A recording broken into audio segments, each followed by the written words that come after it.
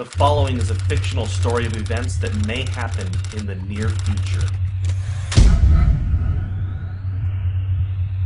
8 a.m. New York Stock Exchange. It's a cold, breezy day on Wall Street as markets await the Federal Reserve's announcement for QE4. Futures are up significantly. The Dow Jones just breached its 2008 high of 14,164. Gold just hit an all-time high of 2,900. Silver just breached $100 per ounce. The dollar index is holding at 53. With official unemployment at 16.3%, there is a nervous feeling on Wall Street that if this doesn't work, the world could implode into a depression that will last for the remainder of the decade. 8:19 a.m. Beijing. Chinese officials announced that they can no longer allow Washington to devalue their holdings. After making their concerns private, China accepts that Washington will never stop paying its debts with inflated currency.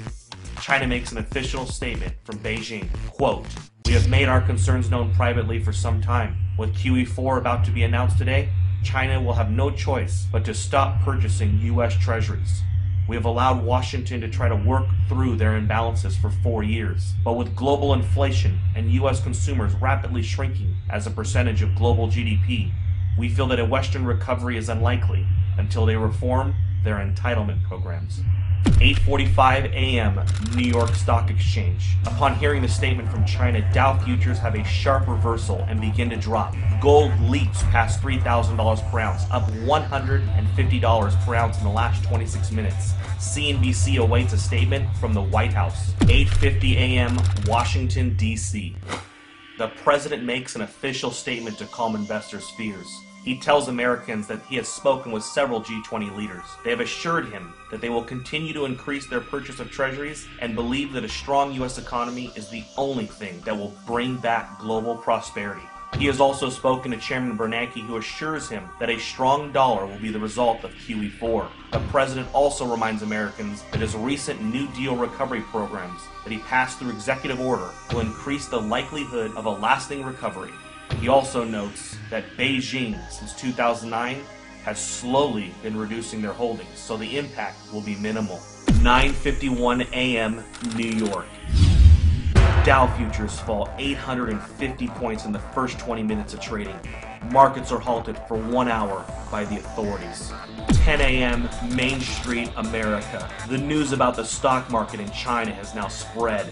A panic begins to set in and unprepared Americans rush to the grocery store. In an attempt to purchase food and water, Americans that didn't know what was going on are alerted by all of the news stories and panic buying. Within 50 minutes, there is a nationwide rush to the stores. Empty store shelves in America become a reality. 10:52 a.m. New York. Markets reopen and the Dow Jones resumes its collapse. Investors around the world join the sell-off in bonds and stocks and begin to purchase commodities. Unlike the panic of 2008, this time commodities are seen as the only safe haven from a dollar crisis.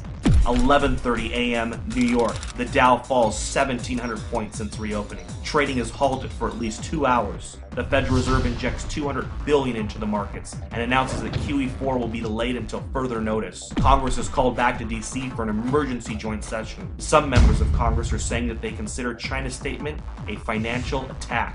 12 p.m. Main Street, America. Several cities begin to see civil unrest after grocery stores are forced to close. Traffic in the streets and violence break out. The president puts the National Guard on alert for a possible deployment onto U.S. streets if things don't get under control soon. Several news agencies are reporting injuries at grocery chains and call for the authorities to do something before it gets worse. 12:15 p.m. Toronto, Canada. George Soros tells CNBC that a run on treasuries is imminent and that there is nothing the government can do to stop it. He says it is unfortunate that a controlled decline of the dollar was not coordinated better over the years. Today really could have been avoided if not for the Tea Party politicians who demanded fiscal responsibility and a constitutional government. 3 p.m. Gold closes at $11.53 for the day at $4,053 per ounce. Silver closes at $173 per ounce. The president announces that due to civil unrest in some areas of the country, U.S. stock markets will remain closed for the rest of the day. With the exception of mining and other inflation-related stocks, the majority of U.S. stocks are down significantly due to the sell-off and flight to safety in commodities.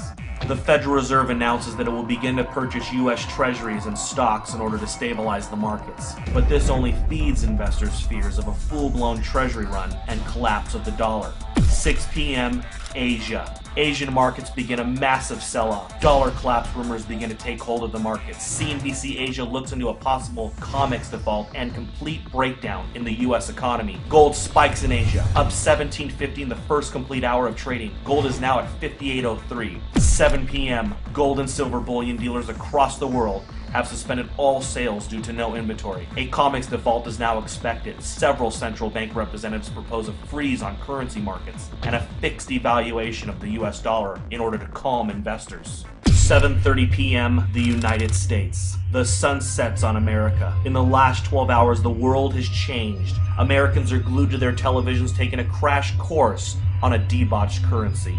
Smoke from fires in the cities have put a dark cloud over the nation. 7:45, the Federal Reserve. The Federal Reserve announces it will inject $1.5 trillion into the markets in order to stop any further decline in stocks. 7:55 p.m., OPEC. The final nail in the coffin. OPEC nations halt oil trades in US dollars until further notice. They will only accept euros, renminbi, or gold. 7:59 p.m. The Federal Reserve's announcement to inject $1.5 trillion into the markets causes a sharp reversal in overseas markets. Stocks begin to rally even as Main Street melts down. 8 p.m. Manhattan. Gerard Adams, president of the National Inflation Association, sends out an urgent email alert. In it, he informs members that it is with great sadness that the time to warn and prepare Americans for hyperinflation has ended.